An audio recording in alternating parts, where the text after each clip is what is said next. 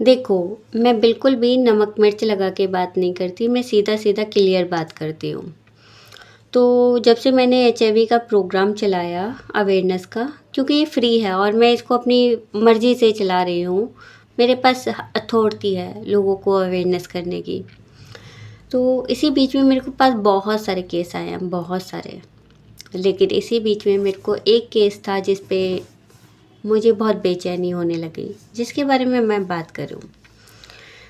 मुझे एक लड़का मिलने आया 23 साल का। मुझे लगा नॉर्मल है, 4-5 दिन से मैसेज कर रहा है। मैंने उसका डीएम खोला और मैंने उससे पूछा, हाँ जी बताओ क्या बात है।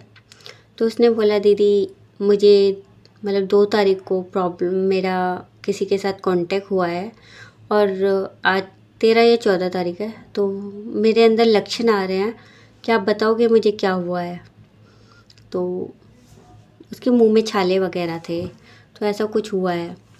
तो मैंने कहा कैसे, मतलब मुझे लगा कि वो किसी लड़की से कांटेक्ट हुआ है। तो मैंने कहा हाँ बोलो, डिटेल शेयर करो। तब उसने बोला कि मैं दीदी कहीं पे घूमने गया था, एक दोस्त मिला और दोस्त के से साथ मेरा ये सब हुआ, लेकिन मुझे कुछ याद नहीं है कि कितने लोगों ने किया। मैं ये बात सुनकर थोड़ा सा हैरान हुई, परेशान हुई। तो मैंने कहा मतलब, बोला दीदी मैं गे हूँ और मेरी बॉडी लैंग्वेज और मेरी आवाज़ से लोग मुझे पकड़ लेते हैं, तो मैं समझ नहीं पाता।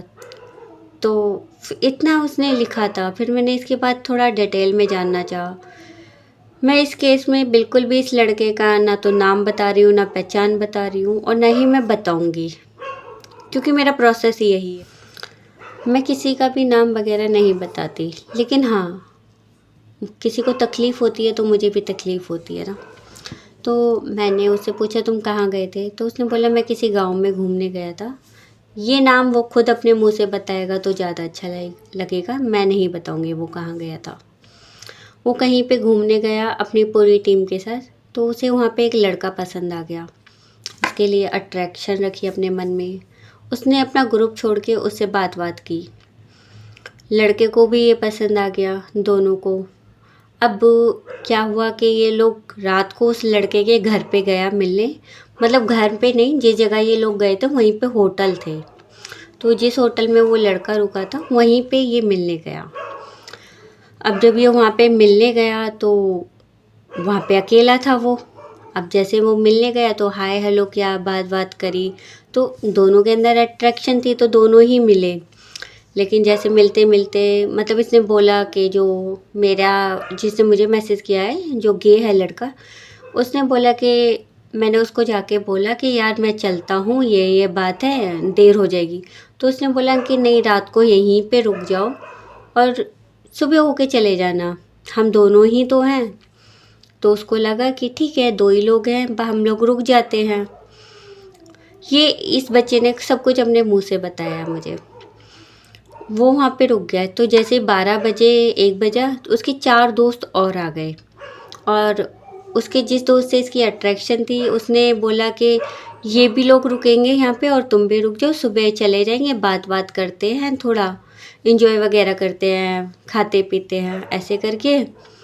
तो वो वहाँ पे रुक गया और वैसे उसको घबराहट हुई, क्योंकि जितने गे लोग होते हैं ना, वो लड़कियों के जैसे होते हैं, जैसे उनको लगता है ना कि कोई हमें अलग गलत नज़र से देख रहा है या गलत छूने की भावनाएं रखता है, तो वहाँ से हम लोग लड़की लोग कट लेते हैं। तो वहीं पे उसको भी ये गलत भावनाएं आ रही थी कि शायद कुछ अच्छा नहीं होने वाला है, इसलिए मैं यहाँ से चला जाऊँ तो बेहतर है। लेकिन उसके दोस्त ने उसका हाथ पकड़ा और बोला नहीं, ये लोग ऐसे नहीं हैं, सब ठीक रहेगा। तो उसी बीच में उसका एक दोस्त, जो 4 लोग आए थे और उसमें से एक लड़के ने उसका हाथ पकड़ा और बोला कि नहीं यार, रुकते हैं, मज़ा आएगा, ये आएगा। अब उसको धक्का दे दिया, मतलब ऐसे धक्का दे दिया। अब ये जिद करने लग गया, जो हमारी साइड का था गे लड़का। उसने बोला कि नहीं, मुझे यहाँ नहीं रुकना और मेरे को अच्छा नहीं है। उसको मतलब दारू पिलाई, वहीं पे उसको मारा, मतलब उसको थप्पड़-वप्पड़ मारा, उसको बहुत बुरी तरह मारा है, पीटा है। तो उसने बोला कि मुझे एक बंदे का तो याद है कि मेरे साथ किसी ने करा है, मतलब बहुत बुरी तरह उसका साथ किया, मतलब उसका रेप किया, उसका मुँह वग़ैरह, उसकी पूरी बॉडी में ब्लैक कलर के निशान, उसको बहुत मारा, उसकी पूरी बॉडी दर्द करी। तो जैसे कि उसके पास उसने किसी को दोस्त को भी बोला था कि अगर मैं लेट हो रहा हूँ या मैं आऊँगा नहीं तो तुम मुझे कॉल करते रहना। तो वो इतना ज़्यादा मतलब नशे में भी था और इतना ज़्यादा उसका मारने के बाद उसका शरीर दर्द कर रहा था कि वो उसका ना तो फ़ोन उठा पाया ना उसे। लेकिन जब उसने बताया कि जब मैं वहाँ से उठा था, थोड़ा बहुत होश में आया, तो उसमें यूज़ पैकेट्स थे, मतलब पैकेट्स आप समझ जाना, कॉन्डम वगैरह थे, वो थे। उसके बाद उसका पूरा शरीर दुख रहा था, उसके साथ रिलेशन बनाए, मतलब उसका रेप किया और उस चीज़ को वो अपने दिल में दबा के, ये बात उसने किसी को नहीं बोली। उसने जाके अपनी बड़ी बहन को बोला, तो उसकी बड़ी बहन नाराज़ हो गई, उसको सपोर्ट नहीं हुआ। ये बात वो समाज को नहीं बता सकता क्योंकि समाज पहले से ही बोल रहा है कि तुम लड़का हो, तुम्हें लड़कियों की तरह नहीं रहना। उसने ये बात किसी को नहीं बताई, अपने दिल में दबा के रख ली। मैंने ये HIV का प्रोग्राम चलाया तो ये बात मुझे पता चली है। मैं सीरियसली ये जो पूरा है मैंने ये नॉर्मली शब्दों में तो बता दिया, लेकिन आपको पता है कि जिस पे ये बीता होगा उसको कितना दर्द हुआ होगा, कितनी तकलीफ़ हुई होगी। तुम एक इंसान के शरीर से खेल रहे हो, उसको मार भी रहे हो अपने मन को सुकून के लिए। आपको जान के बहुत हैरानी होगी कि जो वो 4 लड़के थे ना, चारों के चारों बॉडी बिल्डर थे और जिस सोसाइटी के वो लड़के थे उस सोसाइटी का नाम वो खुद लड़का आके बताएगा ना तो अच्छा रहेगा। वो कहाँ घूमने गया था वो खुद आके बताएगा तो आपको बहुत तकलीफ़ होने वाली है। आपने एक मासूम से बच्चे को जो 21 साल का है, उसकी मम्मी को कैंसर है ब्रेस्ट का, ठीक है? मैंने आज उसकी इनकम भी जानी कि कितना कमाते हो, तो उसने बोला कि जैसे शादी ब्याह होता है तो ब्यूटिशियन का काम है तो मेरा 25 30 40 भी हो जाता है, लेकिन जब सीज़न नहीं होता मैं 10 15 हज़ार रुपये कमाता हूँ। पापा ने इतना कमाया नहीं है, उन्होंने कभी बचाया नहीं, और मम्मी को ब्रेस्ट कैंसर है तो मैंने उनको ऊपर पैसा लगा देता हूँ। तो मेरे को जितना भी, चाहे वो फेशियल का काम आए या मेकअप का काम आए, तो मैं जितना भी कमाता हूँ मैं अपनी मम्मी के ऊपर लगाती हूँ। तो थोड़ा को जब उसने बोला कि मैं थोड़ा बहुत ही कमा पाता हूँ, बाकी तो मैं आगे कोर्स वगैरह कर रहा हूँ, आगे मेहनत कर रहा हूँ। उसने कब पता है, मतलब उसके साथ रेप हुआ और वो ये चीज़ें सदमे से बाहर नहीं है, लेकिन वो फिर भी प्लानिंग कर रहा है, समाज से लड़ने की कोशिश कर रहा है।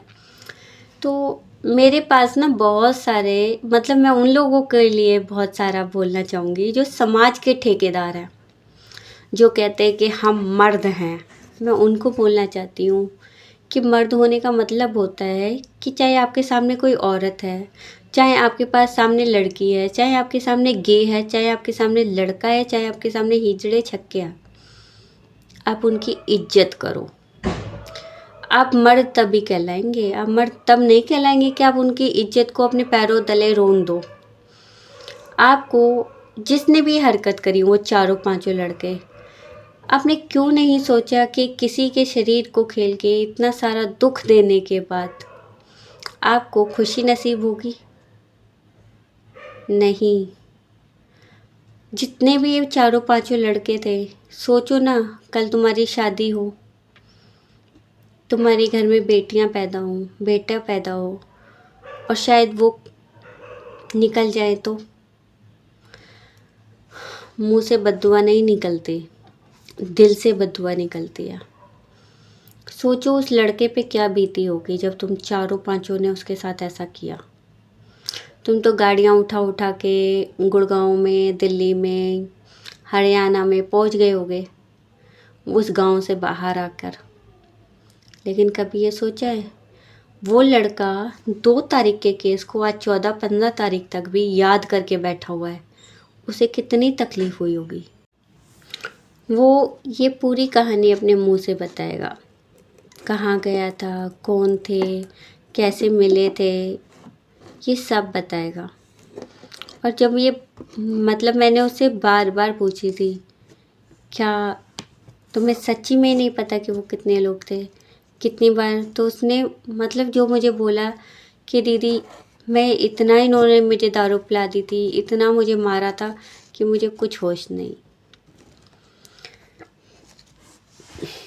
मैं हर उस मर्द को बोलती हूँ जो मर्दानगी पे रखते हैं अपना कि मैं मर्द हूँ, आप सब ना मर्द हो जाइए। आपको मर्द होने का कोई अधिकार नहीं है। नहीं, मर्द लोग कभी किसी को दुख नहीं देते, मर्द लोग कभी किसी को दर्द नहीं देते, मर्द लोग कभी भी किसी का जीवन खराब नहीं करते। ये जीवन खराब करने वाले वो लोग होते हैं जो डरते हैं इस समाज का सामना करने से।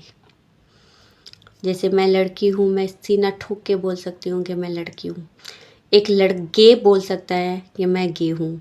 एक लड़का बोल सकता है कि मैं एक लड़का हूँ। एक किन्नर समाज भी बोल सकता है कि हम किन्नर हैं। लेकिन एक मर्द सिर्फ बच्चा पैदा करता है तभी बोलता है कि मैं मर्द हूँ, बाकी उसमें कोई अच्छाई नहीं होती। और ऐसे मर्दों की हमें ज़रूरत नहीं कि जो किसी का रेप करते हों। ये सारे मर्दों के लिए भाई, आप किसी का रेप नहीं कर सकते, आप किसी को दुख नहीं पहुंचा सकते, किसी के शरीर को पैरों तले कुचल नहीं सकते। अगर आपको मेरी बात बुरी लगती है तो लगे और अपनी जेब में रख लें।